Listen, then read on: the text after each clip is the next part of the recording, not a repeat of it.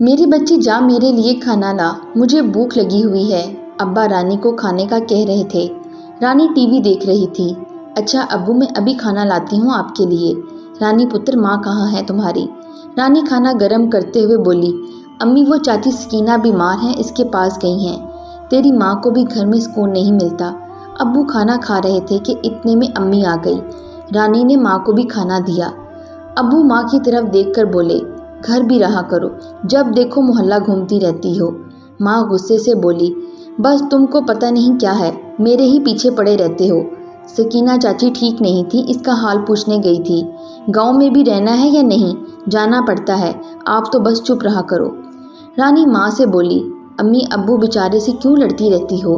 अब्बू न्यूज़ देखते हुए बोला, अब चुप कर जा, मुझे खबरें सुनने दे, जो मर्जी कर जाकर। रानी बोली, अम्मी कल मेरे साथ बाजार चलो, मुझे कुछ सामान लेना है। माँ बोली, अब क्या लेना है तुमको? अम्मी एक सूट लेना है सर्दियों के लिए। माँ बोली, ठीक है ले दूंगी, चलूंगी कल साथ तुम्हारे। दूसरे दिन रानी एक गारमेंट्स की दुकान पर गई, कुछ क्रीम वगैरह खरीदी, लेकिन यहाँ रानी की ज़िंदगी बदल गई। वो लम्हा था जब इसकी ज़िंदगी ने एक नया मोड़ लिया। एक लड़के के साथ इस दुकान में आंखें मिली थीं। रानी निकाब में थी। वो लड़का मुसलसल रानी की आंखों में देख रहा था। वो इस दुकान पर काम करता था। रानी इसके पास गई, क्या देख रहे हो? वो लड़का आहिस्ता से बोला, आपकी आंखें बहुत प्यारी हैं। रानी के हाथ में आहिस्ता से एक कागज़ का टुकड़ा दिया। रानी पहले बहुत डर गई, फिर वो टुकड़ा मुट्ठी में बंद कर लिया। वो चंद लम्हों की मुलाकात आगे क्या करने वाली थी, वो कहाँ जानती थी। रानी घर आई, डर भी रही थी। देखा इस कागज़ पर नंबर लिखा हुआ था। हैरान थी, इसने मुझे अपना नंबर क्यों दिया? वो रात को टीवी देख रही थी। उसे एक अजीब सी बेचैनी होने लगी। वो उसी दुकान वाले लड़के के बारे में सोच रही थी। घर में मोबाइल था, बड़े भाई बाहर किसी मुल्क में था, इससे बात करने के लिए व्हाट्सएप बनाया हुआ था। कुछ दिन तो हिम्मत ना हुई इस लड़के से बात करने की। फिर इसके दिमाग में कुछ फिल्मी सीन चलने लगे। लड़का लड़की इस तरह मुलाकातें होती हैं और पता नहीं वो क्या क्या सोचती रही। बस यही सोचकर कुछ हिम्मत की और इस लड़के का नंबर डायल किया। व्हाट्सएप बना हुआ था इसका। दिल ज़ोर से धड़कने लगा, सांस बहुत तेज़ हो रही थी। सर्दी की रात थी, सब सो रहे थे। इसने व्हाट्सएप पे अपनी तस्वीर लगाई हुई थी। रानी इसको देखने लगी। हाय अल्लाह, कितना सोना मुंडा है। हाथ कांप रहे थे। कांपते हाथों से इसे मैसेज किया, हाय, फिर डिलीट कर दिया। दिल ज़ोर ज़ोर से धड़क रहा था। मैसेज तो इस लड़के के पास पहुंच चुका था। इसने देखा ये किसका मैसेज आया था, किसी दोस्त का भी नहीं है। फिर ख्याल आया, ये कहीं वही लड़की तो नहीं। जल्दी से इस लड़के ने एक इस्लामी वीडियो भेजी। रानी लंच तैयार कर रही थी। अब्बू काम पे गए हुए थे, अम्मी भी बाहर निकली थीं। घर में अकेली थी। वीडियो देखी, लड़का तो अच्छा है। मैसेज किया, नाइस वीडियो। लड़के ने दिल वाला इमोजी सेंड किया, थैंक्स जी। आप वही हैं ना जो उस दिन आई थी? मेरा मतलब वो प्यारी सी आंखों वाली। रानी हल्की सी मुस्कुराई, जी मैं वही हूँ, आपने पहचान लिया। लड़का, आपको कैसे भूल सकता हूँ, आपकी आंखें मुझे कहाँ चैन से रहने देती हैं। रानी बोली, आप अब इतनी तारीफ़ भी ना करें। अच्छा, इतनी भी प्यारी नहीं है मेरी आंखें। अच्छा सुने, आप क्यों मैसेज करते हैं मुझे? वो लड़का प्यार से कहने लगा, क्योंकि मैं अपना दिल हार गया हूँ आप पे। रानी मुस्कुराई, मेरे अलावा और कितनी हैं जिन पर दिल हार गए हो? वो लड़का मुस्कुराया, कसम ले लो, आप पहली हैं जिससे मुझे प्यार नहीं बल्कि इश्क हुआ है। अच्छा, आपका नाम क्या है? जी मेरा नाम बिलाल है। वाह, नाम तो प्यारा है आपका। बिलाल बात काटते हुए बोला, प्यारी तो आप हैं। रानी मुस्कुराई, आप इतनी अच्छी बातें कैसे कर लेते हैं? बिलाल मुस्कुराया, बस जी आपको ही अच्छी लगती हैं, मैं तो नॉर्मल सी बात करता हूँ। फिर दोनों में रोज़ाना बातें होने लगी। दोनों को प्यार होने लगा। रानी बहुत खुश थी। वो मोहब्बत में खुद को हार गई थी। बिलाल को अपना हमसफ़र बनाना चाहती थी। बिलाल भी बहुत प्यार करता था। दोनों एक दूसरे को चाहने लगे। अच्छा सुनो ना बिलाल, आप अपनी अम्मी अब्बू को बताओ ना हमारे बारे में। अब्बू मेरे लिए रिश्ता ढूंढ रहे हैं। बिलाल बोला, आप परेशान ना हो, मैं करूँगा अम्मी से बात। रानी अब बिलाल को खोना नहीं चाहती थी। बिलाल भी सच्चा प्यार करता था। कुछ दिन बाद रानी के मामू के बेटे फराज का रिश्ता आया रानी के लिए।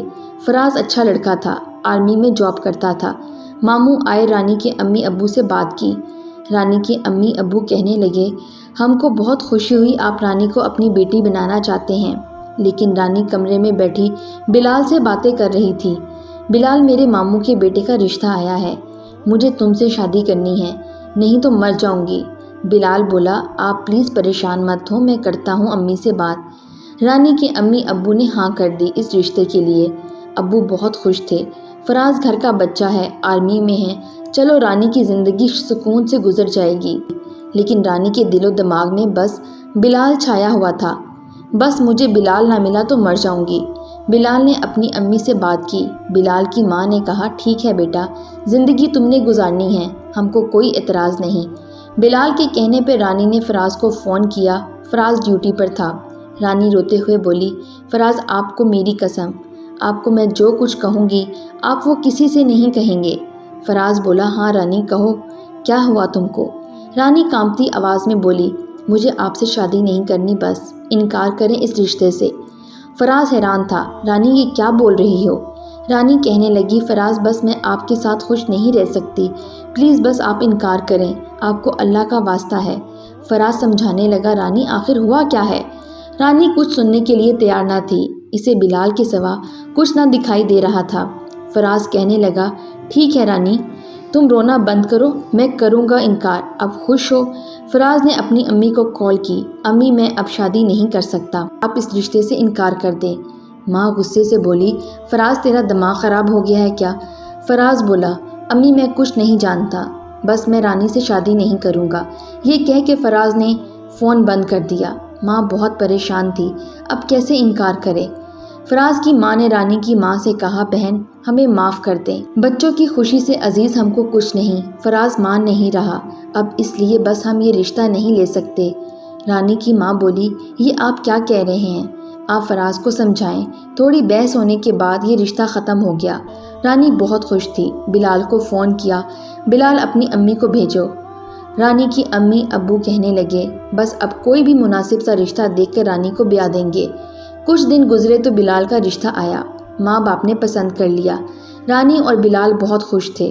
कुछ दिनों में ही शादी हो गई। रानी को जैसे दो जहानों की खुशी मिल गई हो। बिलाल, अल्लाह का शुक्र है हम एक हो गए। बिलाल, आपको पाकर मुझे सुकून मिल गया है। हाय वो 4 दिन की मोहब्बत, पागल नहीं जानती थी, सिर्फ प्यार की शादी सब कुछ नहीं होता। 1 साल गुजरा, जब माँ बन गई फिर ज़िंदगी की समझ आने लगी। बिलाल बच्चे के लिए पैम्पर्स ले आना और दूध का डब्बा भी। बिलाल गाली देकर बोला, तुमने ज़िंदगी हराम कर रखी है मेरे पास पैसे नहीं है। रानी चुप हो गई। अब घर में बात बात पर झगड़े होते थे। बिलाल घर वालों से भी अलग हो गया।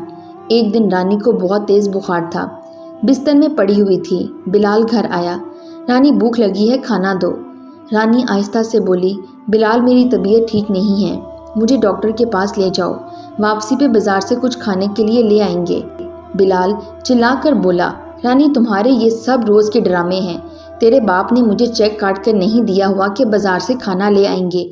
वो सारी मोहब्बत, इश्क, प्यार, दोनों जहान, सुकून के वादे, कस्में, मेरा सोना, मेरा बेबी, सब कुछ ख़त्म हो गया।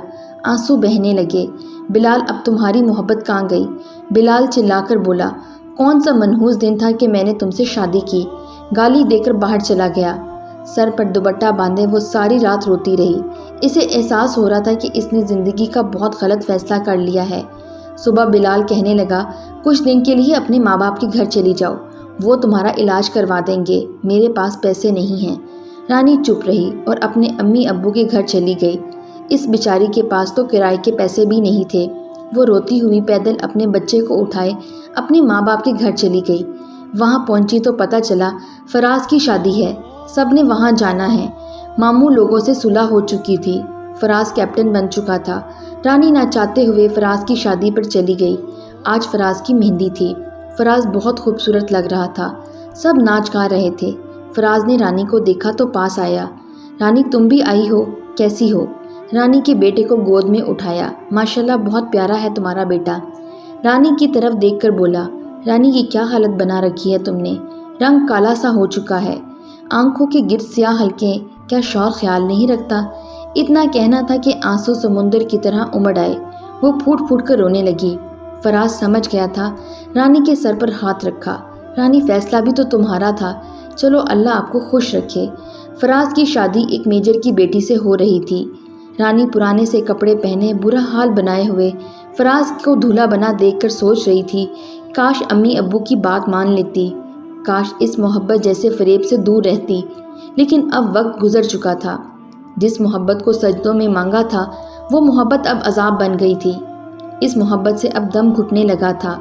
वो समझ गई थी मोहब्बत सिर्फ फिल्मों ड्रामों में अच्छी लगती है, हकीकत में ये एक सिर्फ धोखा है जो शादी के चंद माह बाद समझ आ जाता है।